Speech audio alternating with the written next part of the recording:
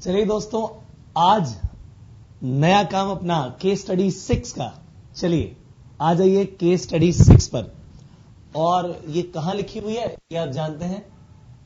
You can log on to case studies by Sudhir sachdeva.blogspot.in। Okay, चलिए अब जो है केस स्टडी 6 क्या कहती है, आइए इसके बारे में देखें।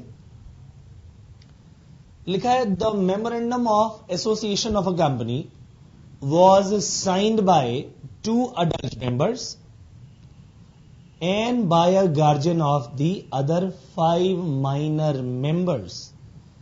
The guardian signing separately for each minor member. क्या सोच रहे हैं? देखो, इन्होंने सोचा भाई कि भाई एक पब्लिक कंपनी बनाने के लिए 7 लोग चाहिए, 2 अडल्ट मेंबर मिल गए और 5 माइनर्स को मेंबर बना लिया और उनके बिहाफ पर सिग्नेचर किसने कर दिए? उनके गार्जियन ने। Separately for each minor member. बताओ, the registrar registered the company. वाह जी वाह, रजिस्ट्रार साहब भी लगता है सोए हुए थे। अब अगर उन्हें यह मालूम ही नहीं चला कि भाई ये माइनर मेंबर्स हैं, तो फिर उनकी क्या गलती? कोई बात नहीं। तो the registrar registered the company and issued under his hand a certificate of incorporation. The plaintiff, जिसने केस दायर किया कि भाई ये तो कंपनी गलत है, 7 मेंबर मेजर होने चाहिए, कॉम्पिटेंट टू कॉन्ट्रैक्ट होने चाहिए, और यहां पर तो ये जो 5 मेंबर्स हैं भाई, उनके बिहाफ पर तो, जो कि माइनर हैं, उनके बिहाफ पर तो उनके गार्जियन ने सिग्नेचर कर दिए। Therefore, this company is not valid. Plaintiff ने केस दायर कर दिया। आइए पढ़े। The plaintiff contended that A. Conditions of registration were not duly complied with. B. That there were no 7 subscribers to the memorandum. Will the court uphold his contention? क्या court इस plaintiff की बात मानेगा? आइए जरा इसके बारे में बात करें। दोस्तों, ये जो क्वेश्चन है ये जुड़ा हुआ है हमारे सर्टिफिकेट ऑफ इनकॉर्पोरेशन से। और सर्टिफिकेट ऑफ इनकॉर्पोरेशन एक बार इश्यू हो गया तो हम जानते हैं मेरे भाई कि ये एक कंक्लूसिव एविडेंस है that the company has been formed and registered according to the rules of the company law. तो अगर एक रजिस्ट्रार ने, मान लीजिए एक रजिस्ट्रार ने गलती से भी ये सर्टिफिकेट ऑफ इनकॉर्पोरेशन इशू कर दिया, तो भाई इस इशू होने के बाद तो मेरे दोस्त ये कंपनी जो है ना, it comes into its existence।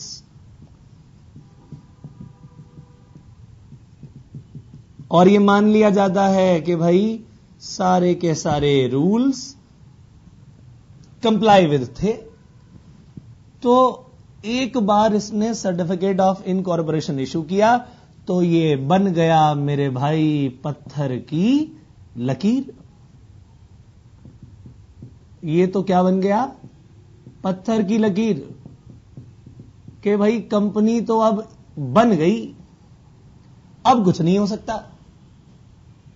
भले ही 2 मेंबर्स तो कॉम्पिटेंट थे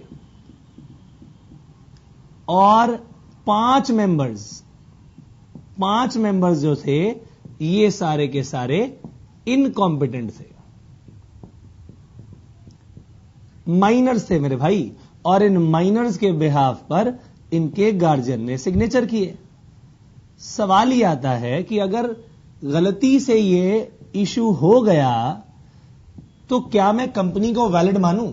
क्या कंपनी की एग्जिस्टेंस आज भी वैलिड मानी जानी चाहिए या नहीं? लॉ कहता है भाई कि इसकी एग्जिस्टेंस पूरी तरह से वैलिड है। अब आप कहोगे यार ये क्या बात हुई? हमें तो सिखाया गया है कि कॉन्ट्रैक्ट करते वक्त क्या होनी चाहिए? Competency to contract. तो भाई लॉ ने कब कहा कि कॉम्पिटेंसी टू कॉन्ट्रैक्ट को हम बाद में इग्नोर करेंगे? लॉ तो केवल इतना कहता है कि रजिस्ट्रार के द्वारा इशू किया गया है सर्टिफिकेट पूरी तरह से वैलिड है, बस जो कमी है उसको दूर कर दो। यानी कंपनी आज भी वैलिड मानी जाएगी। सर्टिफिकेट जिस दिन इश्यू किया गया, कंपनी उस दिन एग्जिस्टेंस में आ गई। अब बाद में अगर यह पता लगा कि भाई ये सब लोग माइनर्स हैं, तो ठीक है ना। अगर आप इस कंपनी की एग्जिस्टेंस को बरकरार रखना चाहते हैं, बनाए रखना चाहते हैं, तो इन माइनर्स की जगह अब कौन आ जाने चाहिए? माइनर्स को हटाओ और 5 मेजर्स को ले आओ, तो यह कंपनी लगातार चलती रहेगी।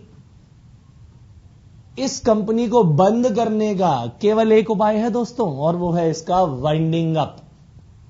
अदरवाइज एक बार रजिस्ट्रार ने यह सर्टिफिकेट ऑफ इनकॉर्पोरेशन दे दिया, तो यह सर्टिफिकेट ऑफ इनकॉर्पोरेशन क्या बन गया? एक कंक्लूसिव एविडेंस। किस बात का कंक्लूसिव एविडेंस बन गया मेरे भाई? That all the legal formalities, that all the legal formalities regarding registration of company have been complied with. Yes, बस जो कमी नजर आई बाद में, आप उस कमी को फटाफट से दूर कर डालिए। और ये हमारी हो गई केस स्टडी 6। किससे जुड़ी हुई? That certificate of incorporation is a conclusive evidence regarding what? Regarding the registration of company. ठीक है जी, आइए जरा इसका आंसर लिख लिया जाए। शॉर्ट में इसका आंसर लिखते हैं। क्या इसका आंसर होना चाहिए? आइए लिखें। लिखिए, the certificate of incorporation, the certificate of incorporation is conclusive for all purposes. First bullet यहीं पर खत्म। सेकेंड बुलेट पर आ जाइए। लिखिए, a certificate of incorporation given by the registrar shall be conclusive evidence that the company has been registered after all the requirements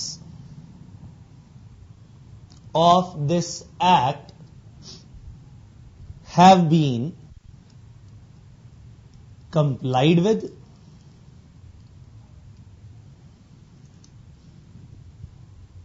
Next bullet. Therefore, the association registered is a company